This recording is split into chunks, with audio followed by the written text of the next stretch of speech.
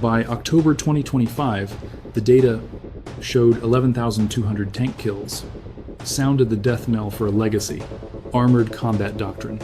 Our assessments show thousands or obsolete relics from the Soviet era, steel platforms designed for attrition warfare, not modern maneuver victory. But what stunned our command staff was not these obsolete armored platforms. It was when Moscow deployed their premier T-90M, Proryv touted as a supreme armored system, deployed into the Donetsk sector for active operations only to be neutralized within one single day. 12 months of strategic stockpiling, millions of dollars poured into manufacturing. Yet in one tactical engagement at Shakhove, their entire mechanized operational concept collapsed into burning combat wreckage. Why did this state-of-the-art armor fail so catastrophically? What are the tactical lessons for the future of armored operations in the drone era? Let's analyze the factors that redefine how we evaluate Moscow's theoretical armored dominance. Supremacy. Consider a system engineered to spearhead breakthroughs, held in reserve as a decisive capability to rupture Ukrainian defensive positions. In the Pokrovsk sector, upon commitment, it hit a layered defense of mines, heavy artillery, and strike drones that exposed critical vulnerabilities. This is not mere tactical failure. It is clear evidence that legacy armor is entirely obsolete against asymmetric precision weapons.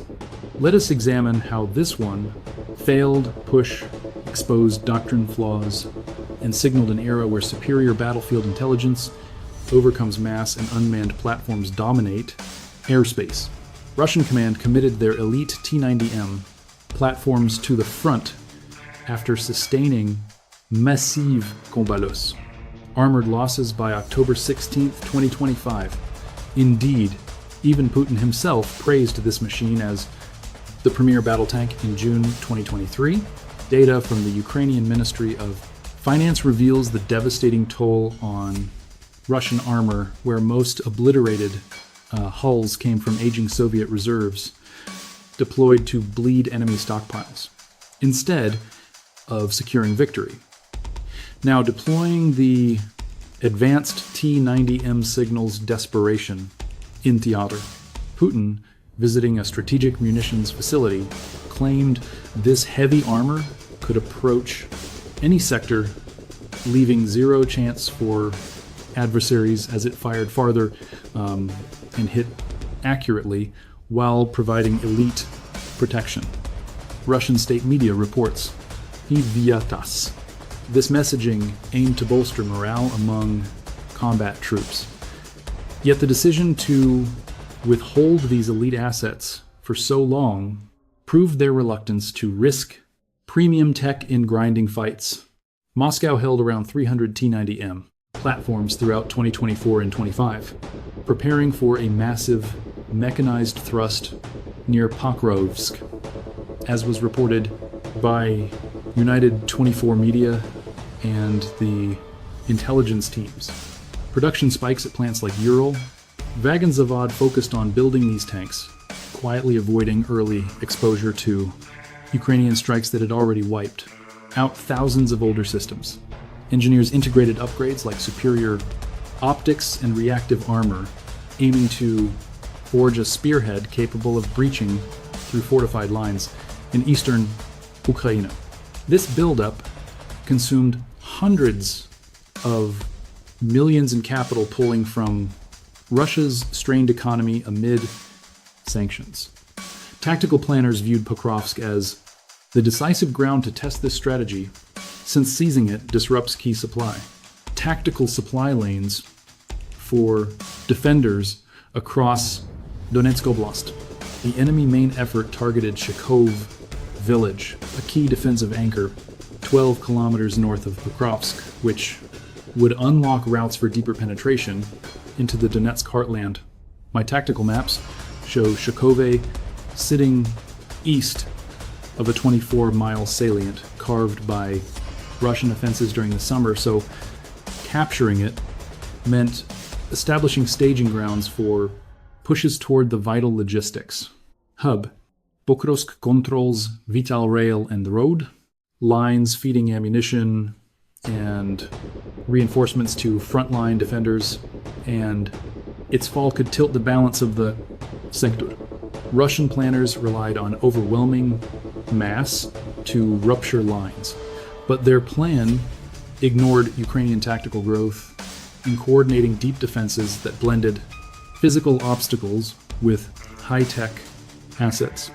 The armored spearhead held 36 tanks, including T-90EMs, 40 high-speed motorcycle squads, armored vehicles to deploy infantry, and elite naval infantry tasked to breach the defensive line.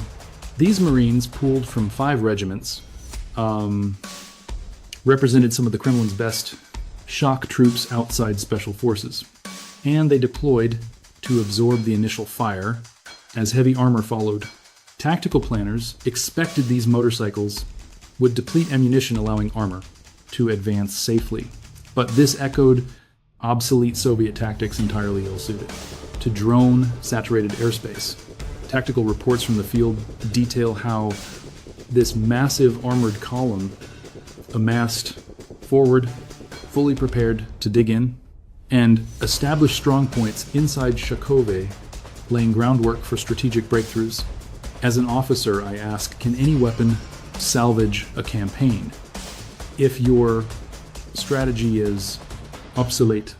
Their offensive commenced on October 9th, and commanders partitioned their force into distinct echelons, deploying light motorcycles to screen, while heavy armor trailed behind, replicating classic Soviet deep battle doctrine. Our analysis shows this maneuver drew from vintage playbooks where light scouts probed enemy lines, yet this setup sought a rapid breakthrough under heavy fire near Shakhove village. Assault units advanced in phases from multiple axes, synchronizing strikes to crush defender strongpoints. Yet success demanded total surprise across flat open terrain that rewarded rapid maneuvers. Combat intelligence briefs describe the assault as a major recent effort, leveraging specialized elite forces that had rehearsed for months to synchronize their maneuver. The concept of operations was attrition, exhausting Ukrainian defensive munitions before the T-90M armor rolled close. Commanders calculated that sending exposed scouts forward would force defenders to deplete their ordnance, early clearing lanes for armor to dominate the battlefield. This tactic aimed to replicate previous victories in open country, yet it ignored how modern surveillance platforms spot tactical patterns. After-action data reveals that Russia committed massive combat power to this assault, betting on attrition to tip the scales toward a breakthrough. Ukrainian commanders anticipated this play well and ahead of time, establishing massive defensive obstacles across the sector. Intelligence allowed them to forecast wave patterns, so they reinforced sectors with concealed tactical traps and elevated observation posts. Our units coordinated through encrypted channels, combining physical terrain obstacles with drone surveillance to cover all approaches. Internal Ozov logs reveal how our careful preparation turned the village into an impenetrable, multi-layered defensive network engineered to counter evolving threats. As enemy armor advanced, the ground convulsed from artillery fire, while the air rained heavy kinetic fire. Landmines detonated directly under wheels and tracks, shattering their momentum instantly as overhead. Drone strikes sowed absolute panic below. Our defenders triggered counterstrikes at key kill zones, combining direct anti-tank strikes with heavy artillery barrages to scatter on the survivors. United 24. Combat reports document identical patterns in adjacent sectors where rapid tactical counterstrikes shattered enemy momentum before it built. Battle damage assessments from Euromaidan and Azov channels list 20 vehicles destroyed, including 3 T-90M tanks, 16 armored vehicles, and 41 bikes. These heavy losses broke the spine of the assault. Their heavy armor failed to reach designated tactical objectives, while lighter recon units were decimated in the open. Tactical analysis shows how varied weapons targeted critical vulnerabilities, turning an organized formation into burning, isolated wrecks across the battlefield. The numbers underscore the sheer attrition, with more than half of their assault group neutralized in mere hours. Enemy forces sustained devastating casualties, counting 107 dead and 51 wounded in action. This loss represents a crushing blow to combat morale, since many veteran brigades deployed for high-intensity breakthrough roles. Their medevac systems quickly collapsed under strain, and the dead included troops trained to hold ground after the breach. Ozov intel logs highlight how this human, high attrition amplified this tactical setback, leaving broken units unable to reform cohesively. That night, Ukrainian strike drones pressed the attack on surviving remnants in Vdivka, allowing absolutely no escape intact. Drone operators launched waves of munitions to hunt stragglers, destroying positions in pitch black with pinpoint strikes. This systematic cleanup sealed their fate as the doodah. Heavy airstrikes cleared the objective by first light. Local media reports later confirmed the sector was entirely cleared, marking a total rout of the enemy force. Now let's analyze what caused this failure. Was it flawed doctrine or outdated Russian engineering? Defense experts call the T-90M a formidable combat platform on paper, armed with a 125mm barrel-launching advanced laser-guided missiles at ranges up to 5 kilometers. It boasts relict explosive, reactive armor for blast defense mesh netting to defeat incoming rocket-propelled grenades with a speed of 60 kilometers per hour plus 550 kilometer range. Engineers designed this asset to dominate open battles, combining heavy smoothbore, firepower for conventional shells, and guided missiles that track targets with precision, while the hull carries auxiliary fuel for extended operations without stopping to refuel. Advanced armor layers shield the front and flanks from kinetic threats, while high mobility aids maneuvers over rough terrain. Yet these features only excel in sterile testing environments rather than actual combat. Industrial production data shows Moscow deployed hundreds each year, costing millions apiece. Yet combat battlefield reality instantly strips away the hype surrounding these engineered war machines. Theoretical design strengths vanish when fighting in modern contested airspace. First-person view strike drones dive low and fast to exploit radar blind spots. Remote pilots navigate these assets close to the dirt, bypassing active defense systems built for higher altitude threats, striking critical soft spots like exhaust vents or weak top deck armor. Action reports prove these tactical innovations exploit gaps in electronic yumming, rendering a tank's warning systems useless against swarms that carry lethal payloads. Operational logs confirm the adversary fields thousands of these assets monthly, with kill ratios rising as pilots refine their terminal guidance loops. The reality forces enemy crews to abandon their armor mid-combat. Real-time attrition data from drone strikes confirms the devastation, with over 100 T-90 variants destroyed since their modernization phase, proving speed defeats heavy protection in asymmetric engagements. Smart landmines and heavy long-range artillery coordinated by unmanned aerial scouts neutralize the T-90M. The moment it deploys, these intelligent munitions bury themselves and detonate on specific acoustic signatures like magnetic anomalies from heavy armor, triggering belly charges to rupture hulls or shred tracks before crews can react. Professional journal analyses explain how UAV Spotters stream targeting coordinates in real time, guiding artillery rounds with lethal precision to jam mechanical turret rings and blind optics. Industrial desperation led to crude coping, modifications like steel cages. But minefields, integrated with guided weapons, overwhelmed these countermeasures, forcing crew abandonment rates nearing 70% in exposed thrusts. Our post-combat assessments document hundreds of these kinetic failures annually, where initial sensor detection triggers rapid fire loops that shatter tactical maneuvers without direct line of sight. From our tactical viewpoint, the reality is loitering munitions and top attack precision-guided missiles have rendered most enemy shielding obsolete. These assets hover over target zones before plunging vertically, completely bypassing lateral defenses to penetrate the thin roof sections where armor thins. Targeting utilizes infrared sensors that bypass electronic warfare, while portable launch units empower dismounted infantry to strike defilade positions kilometers away.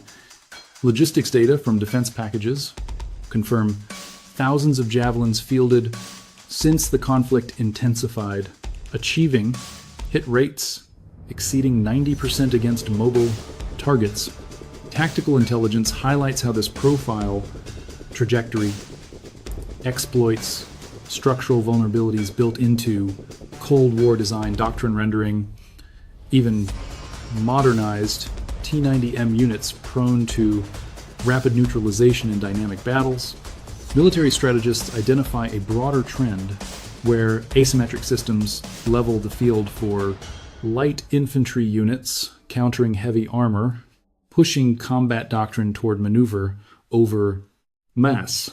If you once believed Eastern armor was unbreakable, share your tactical thoughts after this. Next debrief. The T-90M chassis keeps ammunition directly beneath the active crew cabin, lacking any safety firewall. And this fatal relic from the T-72 design hits into catastrophic losses. Designers predicated this modern upgrade on that legacy 1970s chassis architecture where active ammunition sits inside the carousel of the crew compartment. Any penetration triggers the fatal chain reactions that vaporize everything on board. Tactical field manuals point out how Western armor like the M1 Abrams uses heavy blast doors to shield their crews, but Eastern designs prioritize a compact profile over survivability. Operators face catastrophic risks from this layout when blast waves and firestorms spread unchecked through the hull. Intelligence reports confirm over 3,000 Russian placed in Russian, all isn't Adavicidus. Tanks destroyed in combat due to design flaw, including 18 T-90M units lost by spring 2023 amid rising costs. Top-down strikes trigger violent turret ejections, meaning the entire crew is lost instantly. Inside this highly vulnerable internal magazine, overhead attacks exploit the thin roof armor, allowing suicide drones and missiles to penetrate and detonate the carousel, launching the turret skyward in a classic jack-in-the-box explosion. Turrets soar 250 feet, scattering steel and ending combat before it begins. Enemy tactics weaponize this flaw by directing warheads at high trajectory angles, turning forward, protection into dead weight on the front lines. Over 100 T-90 variants were captured by mid-2022. Most suffered vertical strikes that left zero chance of escape. Experts call this hazard spinning, turret syndrome, where the cupola spins wildly after a non-lethal impact, forcing the system to fail without taking critical damage. Low caliber hits can cause electrical shorts within crucial circuits, triggering continuous clockwise rotations that lock the traverse gears, forcing the crew to abandon ship. Our analysis points to compromised sensors, transmitting erratic signals under shock, disrupting electric traverse motors. Unlike rugged hydraulic systems in older tanks, crews bail out, instantly leaving hatches open for final strikes to finish the kill. Intel limits monthly production to 5 to 10 units costing $4.5 million each, wasting critical funding on gear failing under fire. Our analysis confirms that the T-90M bypassed rigorous combat trials, a failure validated by the blood of Russian crews in Ukraine. State arsenals fielded this platform in 1994, barely modifying it for modern threats. Crews pay the price, facing lethal innovations like smart artillery rounds. Syrian operations only tested outdated systems, leaving them defenseless against drone swarms, and munitions that correct their course mid-air. Our assessments trace this vulnerability to rushed modernization, lacking simulation protocols, crippling command electronics, and active protection systems. Attrition rates have reached thousands, while sluggish output of 90 tanks each year struggles to outpace mounting operational friction. Is this failure an engineering oversight, or the symptom of an obsolete industrial military doctrine following the Shakhove defeat? The regime faced a major symbolic blow that shattered confidence in their strategic decisions. Battlefield intelligence reports illustrate how this swift collapse exposed severe doctrinal flaws, forcing staff officers to reallocate depleted assets under intense coalition pressure. Staff officers point to urgent internal inquests, as this failure ignited furious debates over military expenditure and strategic blunders. Our intelligence tracked a drop in support, with surveys indicating 15% more citizens doubting this endless war. By late 2025, this friction exposed deep structural flaws, forcing their commanders to demand urgent pivots away from propaganda and toward quiet damage control. Their flagship T-90M armor, their pride, disintegrated in a single afternoon of combat, marking a devastating blow to frontline morale. Combat reports detailed exactly how this vaunted weapon, designed to project state technological superiority, ended as twisted scrap under intense combat pressure. Their infantry spoke of shattered confidence, while their sensors scrambled to spin the disaster with heavily filtered news. Their military spending spiked 20% that quarter just for repairs, but the image remained as a stark warning against over-relying on raw steel alone. Secure channels lit up with chatter, exposing a 25% surge in criticism targeting their gear during October. The United 24 media exposed that Moscow pressured Rostec to boost production by 300 heavy vehicles annually, even as frontline attrition rates climbed to 90%. Production plants ran round the clock under state mandates targeting 1,100 new T-90M, 2 tanks and black projects through 2030.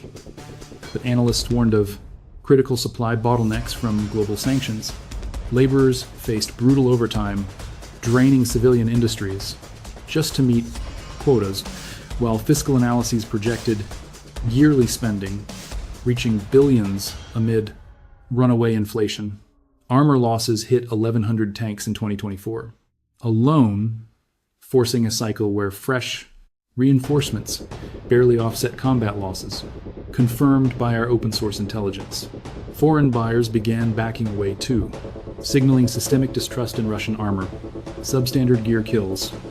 Buyers sought alternatives, systems with battle-tested export records. Contracts collapsed under mounting warranty concerns and logistical failures. Deals worth millions dissolved, instantly crippling revenue and forcing tactical pivots.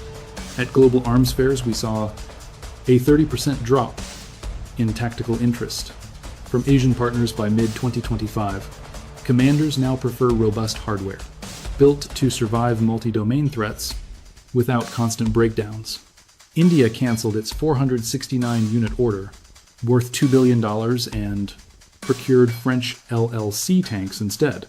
Negotiations stalled over combat performance, revealed during field trials, forcing a pivot to highly versatile armored platforms for rugged terrain.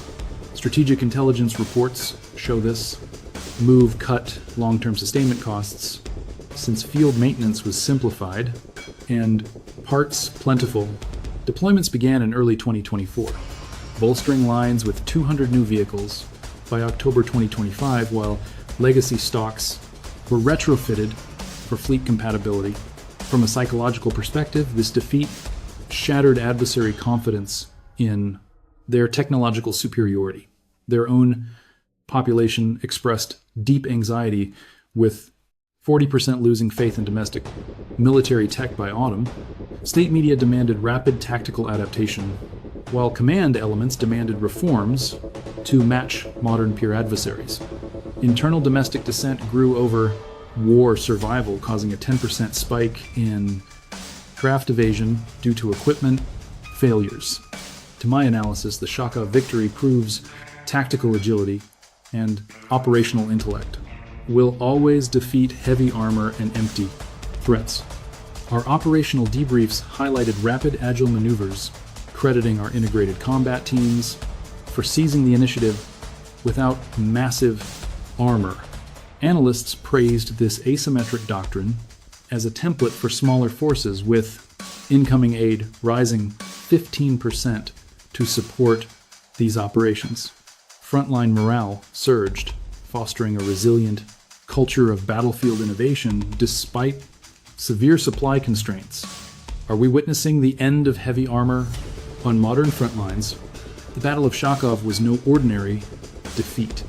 It dismantled a tactical myth that will redefine modern combat forever. The enemy's vaunted T-90M armor, hyped for months as Invincible, was crushed within hours by highly adaptive defensive lines, integrating minefields, artillery, and weaponized drone swarms. This clash exposed fatal structural vulnerabilities, specifically unshielded autoloader ammunition carousels, which trigger catastrophic explosions, while uncontrollable turret rotation leaves advanced platforms completely combat ineffective. Hard data reveals 11,200 enemy tanks destroyed by mid-October 2025, with domestic production at 300 units annually, failing against 90% loss rates, forcing traditional partners like India to cancel procurement contracts entirely. As commanders, we know innovation and tactical agility outmatch brute steel. Every single time, proving cognitive superiority wins the modern drone war. Are we witnessing the final twilight of armor, where advanced systems and drones dictate future battlefields? Will the enemy pivot to smarter tech or cling to legacy platforms and face complete defeat? This strategic dilemma divides command staff, reshaping future global defense. Join our analysis of these shifting doctrines. Share your tactical assessment below.